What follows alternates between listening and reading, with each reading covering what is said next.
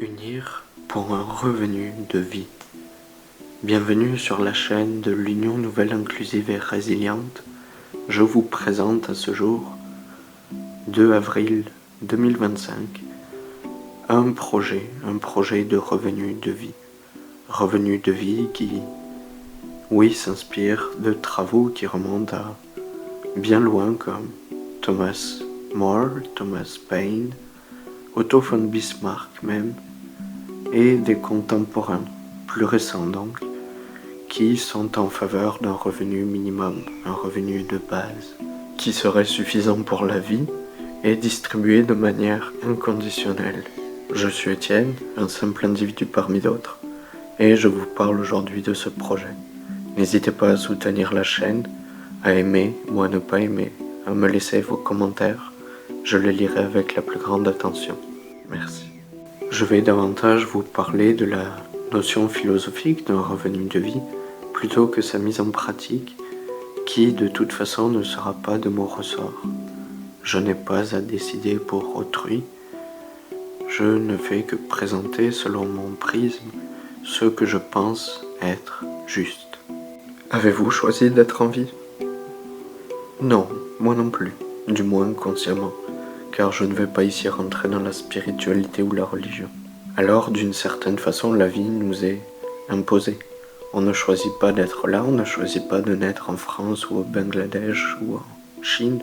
Mais je vais parler ici strictement de la France, du projet d'Unir, qui vise à instaurer un revenu de vie suffisant pour tout le monde, pour vivre et distribué de manière inconditionnelle. Une fois encore. On est arrivé ainsi en une époque, un lieu que l'on n'a pas choisi. Une époque, un lieu où il y avait déjà avant nous, comme le disait si bien Newton, des tas de choses qui existaient. Newton, pour sa part, disait « Si je n'étais pas assis sur les épaules de géants, je n'aurais jamais vu aussi loin », qui résume, selon moi, très bien cette philosophie que je cherche à vous partager. Si on n'avait pas eu Newton avant nous, qui lui-même était dépendant des travaux qui lui étaient antérieurs, on n'aurait pas ce que l'on a à ce jour. On ne connaîtrait peut-être même pas la gravité, ou que sais-je. Unir, ou en tout cas moi, je pars du principe que nous avons droit à un revenu suffisant pour vivre, qui soit disponible pour tout le monde, et ce indépendamment de qui nous sommes. Cette philosophie visant à instaurer un revenu pour toutes et tous qui soit décent, elle repose sur plusieurs aspects que je vais tenter de vous délivrer de la meilleure des façons, bien que cela reste subjectif et que je ne détiens pas la science infuse, la vérité ou quoi que ce soit. Bien sûr, là aussi, il y a toutes sortes de préjugés qui entourent ce type de projet, visant à offrir à tout le monde un revenu décent pour toute la vie. Le but n'est pas d'en faire fi totalement, mais de démontrer par les faits que cela ne tient pas debout. Un revenu de vie part donc de ce premier principe que nous n'avons pas choisi la vie. Nous n'avons pas choisi de naître en cette époque et en ce lieu. Et nous méritons donc une forme de compensation, d'autant plus de nos jours, pour être en vie. Être en vie, par la suite, cela se résume beaucoup au travail, pour la majeure partie de celle-ci. Travail, cela nous vient du latin trepalium. Trepalium, à l'origine, c'est un instrument de torture. Alors oui, je vous l'avoue, un des objectifs de ce revenu de vie est d'en finir avec le travail, de transcender cet état de servilité, servitude, qui nous enchaîne à un patron ou quoi que ce soit. À la place, Unir propose donc d'œuvrer. Œuvrer pour un monde meilleur, œuvrer selon qui on est, avec nos désirs, nos passions, ce que l'on veut réellement accomplir dans la vie, et non plus se le faire imposer. Un autre de ces principes est le patrimoine humain. Imaginons un monde où il n'y aurait pas eu Einstein ou les frères Wright ou Clément Ader ou n'importe qui en fait. n'importe qui aurait, pour le compte de l'humanité, produit des inventions. Inventions qui se seront ensuite démocratisées. Ces inventions qui se démocratisent comme l'avion de nos jours, bien qu'elle soit encore réservée à une faible partie de la population mondiale, ce développement de l'aviation, Boeing ou Airbus ou d'autres n'en sont que bien peu responsables. Même si là, des innovations continuent de se produire, évidemment entre le temps où les frères Wright ont inventé le biplan et nos jours, cela ne fait pas de doute, il y a eu de l'innovation. Mais c'est une innovation qui se fait au détriment de la population. C'est ce que je disais précédemment aussi. Unir est un projet qui, oui, on va pas se le cacher, est un projet anticapitaliste. C'est une de ses valeurs.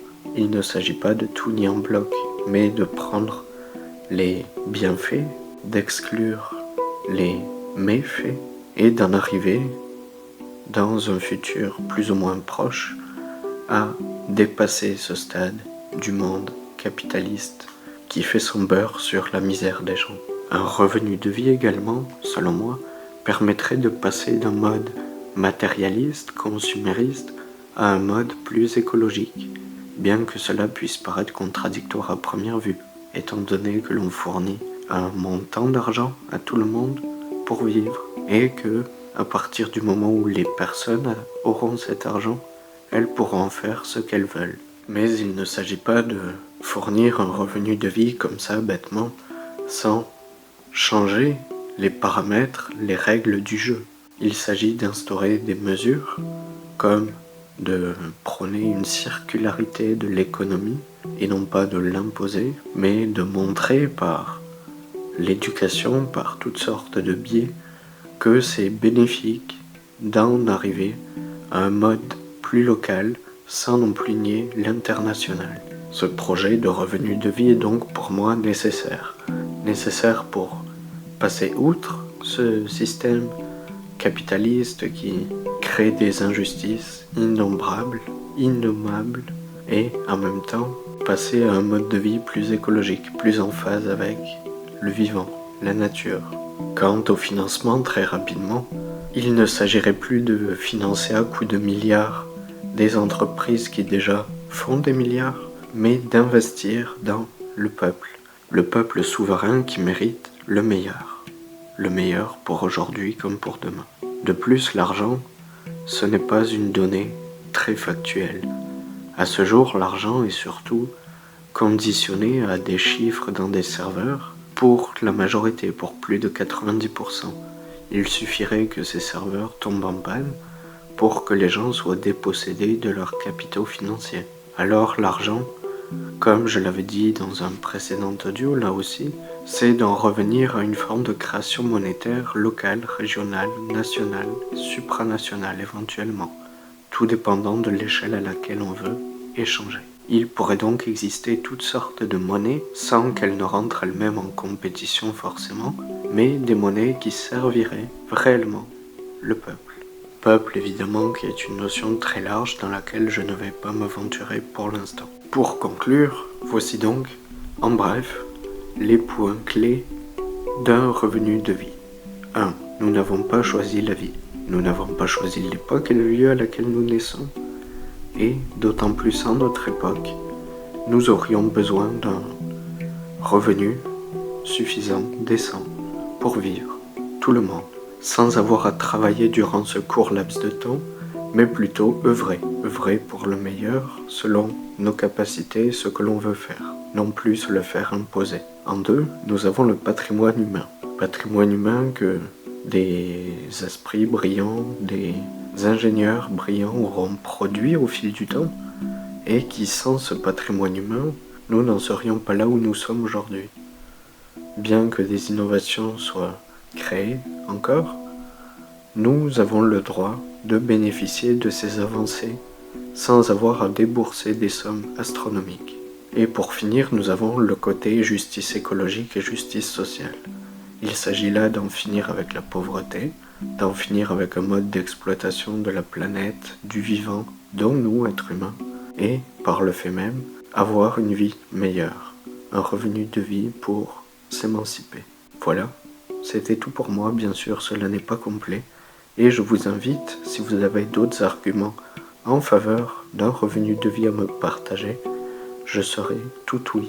Alors, sur ce, à bientôt pour un nouveau sujet. Ciao.